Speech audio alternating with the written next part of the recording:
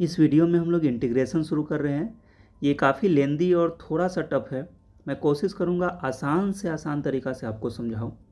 इस पार्ट में हम लोग बेसिक इंट्रोडक्शन के साथ कुछ फॉर्मूलेज देखेंगे। आप वीडियो को पूरा देखना बिना स्किप किए। डिफ्रेंशिएशन का अर्थ होता है तोड़ना और इंटीग्रेशन का अर्थ होता है जोड़ना। इसको ऐसे समझिए, ये बॉल आपको दिख रहा है, ये स्फेयर है और इसका कुछ भी एरिया होगा, हम इसे ए मान लेते हैं। अब इस स्फीयर को बहुत छोटे छोटे टुकड़े कर दे तो कुछ आपको ये ऐसा दिखेगा। हम इस छोटे से एरिया को डी बोल देते हैं। और अगर फिर से हम ऐसे छोटे छोटे एरिया को जोड़ दे, इंटीग्रेट कर दे, तो वापस ये यही एरिया मिल जाएगा। बस यही जोड़ने का काम इंटीग्रेशन करता है। इसका इंटीग्रेशन ये हुआ। स्फीयर का एरिया ए था, इसको छोटे छोटे पार्ट में तोड़ दिए तो डी ए कहलाया, और इस डी ए को इंटीग्रेट कर दिए तो फिर से स्फीयर का एरिया बन गया। वापस वही एरिया मिल गया हमको। एक और एग्जांपल से समझिए, ये कोई डंडा है जिसका लेंथ है एक्स।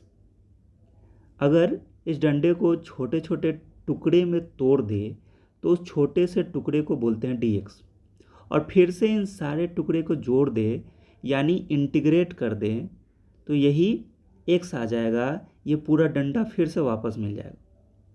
इस डंडे को छोटे छोटे पार्ट में तोड़ना, इसे डिफरेंशिएशन कह सकते हो, और फिर से इसे जोड़ना और फिर से इसे जोड़ना, इसे इंटीग्रेशन कह सकते हो। मैंने आपको आसान भाषा में समझाया, वैसे इसका अनेकों यूज़ है। एक यूज़ और देखिए, मैं यहाँ एक ग्राफ बनाता हूँ।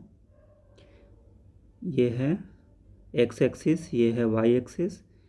यहाँ एक रेक्टेंगल बना हुआ है और आपको इसका एरिया निकालना है। तो आप बड़ी आसानी से इसका एरिया निकाल लोगे। लेंथ पता करोगे, इसका ब्रेथ पता करोगे यहाँ से, और दोनों को मल्टीप्लाई करके इसका एरिया आसानी से निकाल लोगे। मान लो किसी फंक्शन का ऐसा ग्राफ आता है और इसका एरिया हमको निकालना है, तो ये भी आसान है। यहाँ से परपेंडिकुलर ड्रॉ करोगे, इसका बेस पता करोगे, इसका हाइट पता करोगे, और फार्मूला है आपके पास half into base into height. ये फार्मूला से आप इसका एरिया निकाल सकते हो, ये भी सही है। लेकिन मान लो किसी फंक्शन का ग्राफ ऐसा कुछ आ जाए, इसका एरिया निकालना है, तो ये थोड़ा सा मुश्किल है। आप करोगे क्या, यहाँ से इसको ऐसे ज्वाइन करोगे, छोटा छोटा पतला पतला यहाँ से एक स्ट्रिप काटोगे इस तरह से, जो कि रेक्टेंगल होना चाहिए। स्ट्रिप काटोगे ऐसे और उसका एरिया निकाल कर सबको जोड़ दोगे। लेकिन कुछ पार्ट देख रहे हो यहाँ पे कि कुछ ये खाली रह जाएगा, इसका कैलकुलेशन नहीं हो पाएगा। तो ये करेक्ट नहीं है, ये 100% करेक्ट नहीं है आपका एरिया। लेकिन इंटीग्रेशन के मदद से आप ऐसे ग्राफ का एरिया एक्यूरेट 100% करेक्ट आप निकाल सकते हो। इसका एरिया आप बहुत अच्छे से, आसानी से और 100% करेक्ट निकाल सकते हो इंटीग्रेशन के मदद से। ठीक है, अब देखते हैं इंटीग्रेशन किया कैसे जाता है।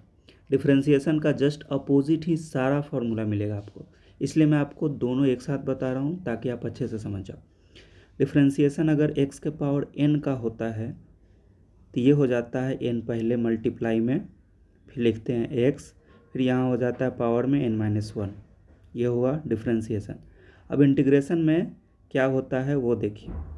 अगर हम लोग x के पावर n का इंटीग्रेशन करें तो ये आ जाता है x का पावर n+1 हो जाता है यहाँ पे, और डिवाइड हो जाता है n+1 से, और प्लस c लिखते हैं। c क्या होता है अभी जस्ट हम बता रहे हैं।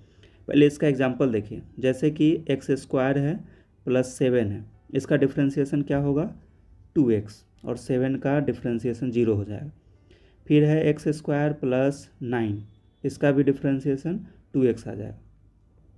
फिर है x² प्लस, नहीं माइनस ले लेते हैं, x² -7, इसका भी डिफ्रेंशिएशन 2x आएगा। आप देख रहे हो सबका डिफ्रेंशिएशन 2x आ रहा है। तो अगर 2x का हम इंटीग्रेशन करें तो क्या आता है वो हम देखना चाह रहे हैं। तो यहाँ लिख देते हैं 2x, और चूँकि x के टर्म में इंटीग्रेट करना है तो लिखते हैं यहाँ पे dx।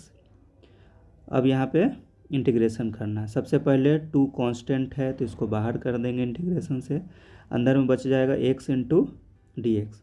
अब ये ऊपर वाला फॉर्मूला लगा देना है, टू बाहर रहेगा, x का पावर यहाँ पे 1 है तो ये हो जाएगा 1 प्लस 1, 2 हो गया यहाँ पे, डिवाइडेड बाई 1 प्लस 1 2, ये 2 से ये 2 कट जाएगा, इसको हटा देते हैं। अब यहाँ लिखते हैं प्लस सी। यहाँ सी इसलिए लिखे हैं क्योंकि आप देख रहे हो इसका भी डिफ्रेंशिएशन 2x है, इसका भी है, इसका भी है, तो एग्जैक्टली हमें पता नहीं कि इसके साथ कौन सा कांस्टेंट टर्म था, इसलिए इस कन्फ्यूजन से बचने के लिए हम केवल यहाँ सी लिख देते हैं। इसमें सारे कांस्टेंट टर्म इंक्लूड हो गए, इसके साथ जो भी था हम लोगों ने इंक्लूड कर दिया इसके अंदर।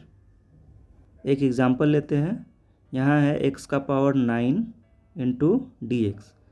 ये है आपका इंटीग्रल का साइन, इस तरह से इसको इंटीग्रैंड बोलते हैं, और ये dx है जिसके रिस्पेक्ट में आपको इंटीग्रेशन करना है, ये dx है। तो चलिए इंटीग्रेशन करते हैं, फॉर्मूला लगाते हैं। यहाँ पे हो जाएगा x का पावर n प्लस 1 था तो ये हो जाएगा 9 plus 1 divided by n plus 1 यानी 9 प्लस 1 प्लस c लगाना ज़रूरी है। यहाँ पे हो जाएगा x का पावर 10 डिवाइडेड बाई 10 और प्लस c, ये c लिखना आप नहीं भूलना, हर जगह कोई भी इंटीग्रेशन करना लास्ट में प्लस c लगाना ज़रूरी है, माइनस नहीं, सिर्फ प्लस c। अब अगर मान लो कहीं पे इंटीग्रेशन करना हो dx का केवल, तो इसका आता है x प्लस c।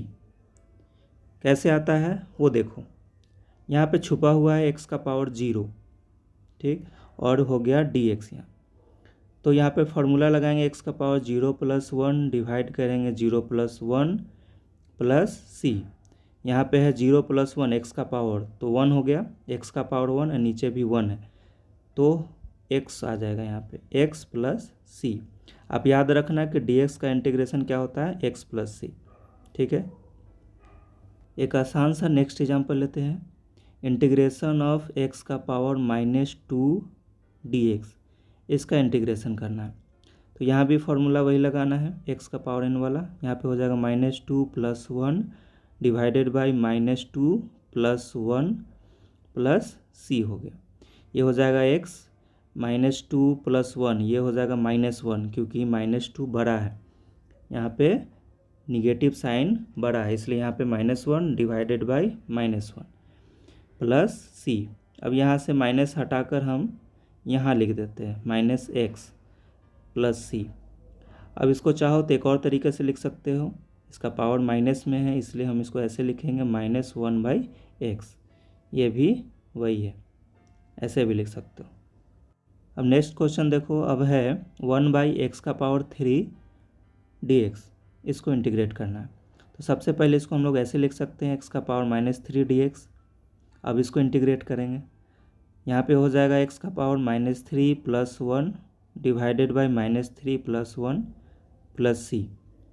ये हो जाएगा x का पावर -3 प्लस 1 -2 हो जाएगा डिवाइडेड बाई -2 प्लस c। ये वाला निगेटिव साइन आप ऊपर लिख दो, और आप चाहो तो x को नीचे ले आ सकते हो, x² हो जाएगा नीचे, नहीं तो ऐसे ही रहने दो, कोई बात नहीं है। अब नेक्स्ट क्वेश्चन थोड़ा सा ध्यान से देखना, इस बार है integration of cube root of x, cube root है यहाँ पे dx, इसका इंटीग्रेशन करना है। तो आपको पता है कि इसको हम लोग ऐसे लिख सकते हैं x का पावर 1/3 dx। अब इंटीग्रेशन करेंगे, ठीक है, इसको ऐसे लिख सकते हैं x का पावर 1/3। अब है power 1/3 plus 1 divided by 1/3 plus 1 plus c।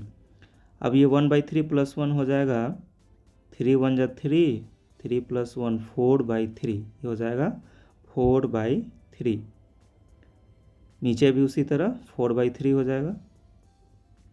अब इस 3 को चाहो तो आप ऊपर लिख दो, ये ऊपर चला जाएगा, ये हो गया 3x का पावर 4/3/4 प्लस c, ठीक है, ये हो गया आंसर।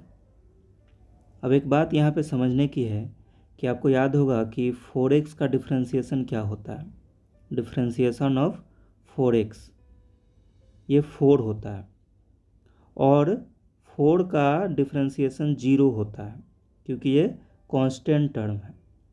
लेकिन इंटीग्रेशन में ऐसा नहीं होता है।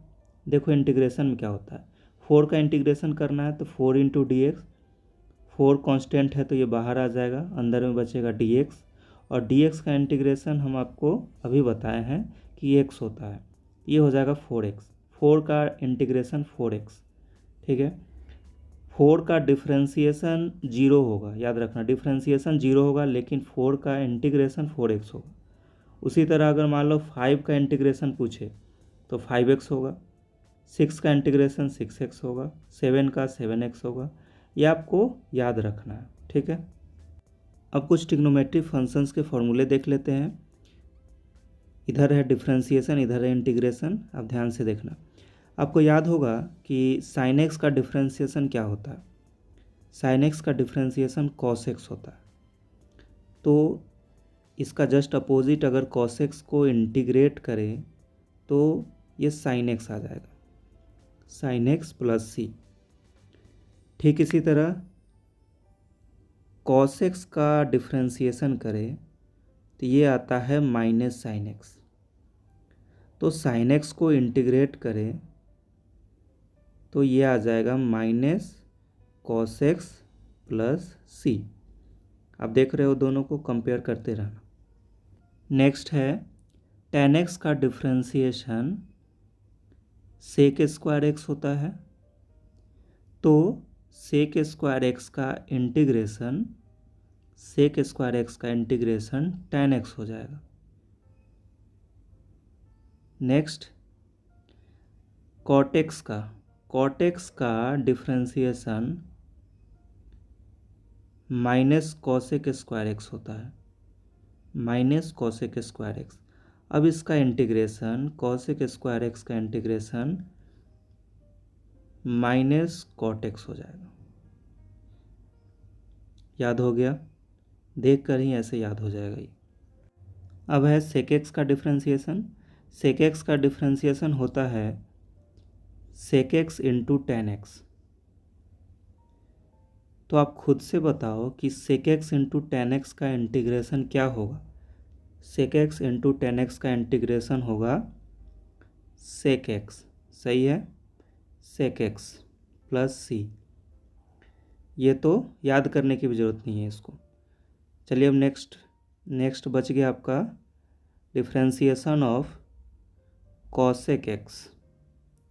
इसका होता है minus cosec x into cot x.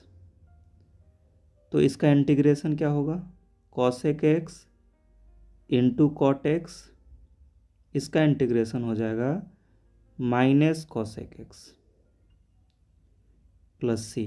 हो गया, ये था ट्रिग्नोमेट्रिक फंक्शंस का फॉर्मूला। अब है डिफ्रेंशिएशन ऑफ ई का पावर एक्स। तो इसका डिफ्रेंशिएशन यही होता है ई का पावर एक्स, तो इंटीग्रेशन में भी कोई दिक्कत नहीं है। ई का पावर एक्स का इंटीग्रेशन, ई का पावर एक्स का इंटीग्रेशन ई का पावर एक्स ही होगा, ठीक है। ये तो और आसान है, इसको याद भी नहीं करना। अब आप मुझे बताओ कि डिफ्रेंशिएशन ऑफ ए का पावर एक्स क्या होगा। इसका होता है ए का पावर एक्स लॉग ए। तो इंटीग्रेशन ऑफ ए का पावर एक्स क्या होगा वो देख लो, ए का power x into d x. इसका हो जाता है ए का power x divided by log a, log a नीचे आ जाता है, यहाँ पे हो जाएगा प्लस सी। यहाँ पे लॉग ए डिवाइड में है, यहाँ पे लॉग ए मल्टीप्लाई में है, ठीक है, ये जस्ट अपोजिट होता है। अब एक लास्ट रूल देख लो, differentiation of log x. Log x का डिफ्रेंशिएशन 1/x होता है, तो 1/x का इंटीग्रेशन log x हो जाएगा। आसान था, आप इसको याद रखना। अब एक दो क्वेश्चंस ले लेते हैं। इंटीग्रेशन ऑफ x 5x का पावर 3 dx, इसको इंटीग्रेट करना है। तो पहले बात 5 को बाहर कर देना, x³ dx। 5 बाहर है, x³ का हो जाएगा x का पावर 3 + 1, ये हो जाएगा यहाँ पे 4 डिवाइडेड बाई 4, ठीक, प्लस c, ये हो जाएगा 5/4 x⁴ प्लस c, ये हो जाएगा इसका आंसर। ठीक है।